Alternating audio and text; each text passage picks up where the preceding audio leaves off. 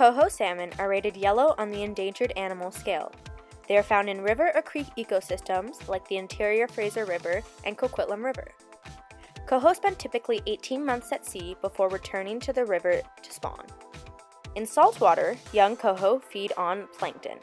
As fish mature, they prey on squid, herring, sand lance, and other small fish. While freshwater coho feed on aquatic and aerial insects, plankton, and occasionally small fish.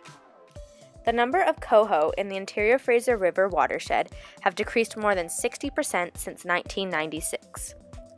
Coho average at a weight of about 8 pounds, but can weigh all the way up to 34, and they length about 2 feet. The coho salmon lifespan is unknown. Climate change, or global warming, prevents the upwelling of colder, nutrient-rich waters, robbing salmon of food. Salmon populations drop increasingly over the years due to climate change. Population growth has increased pollution of streams with sewage, industrial waste, oil and gas from street runoffs, as well as fertilization from lawns and gardens have made their way into the streams. Development can also destroy streamside habitat. Overgrazing of cattle and other livestock has stripped stream banks of vegetation, increasing water temperature and causes slit that can choke salmon eggs, as well as livestock waste pollutes the waters. Erosion from clear-cut logging and road building, especially on steep, unstable hillsides, has muddied streams and rivers where salmon spawn, as well as cutting big trees also rob streams of large logs that used to fall into the water, creating pools for salmon to rest, feed, or spawn.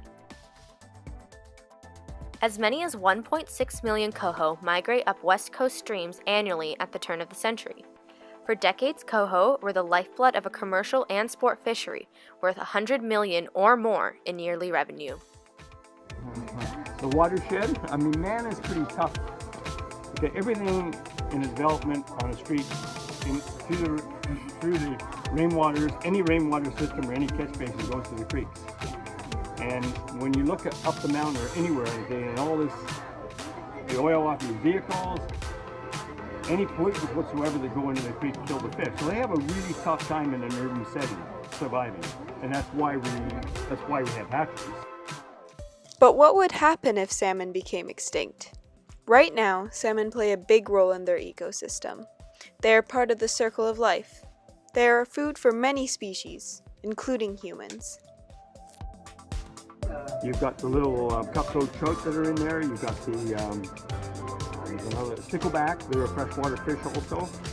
You've got the ducks that even eat them. You've got the seagulls, you've got the herons, you've got the raccoons. There's a whole bunch of things that eat the salmon in different, whether an egg stage or right through at the end of the bears. It wouldn't be good. It's not going to happen. As a community, Port Coquitlam is already doing many things to preserve salmon and their habitats.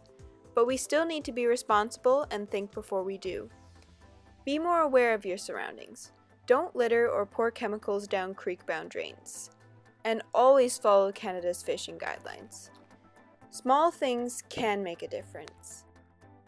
Salmon, more specifically coho, impact our community in more ways than we think. We are not ready to say goodbye to coho, and you shouldn't be either.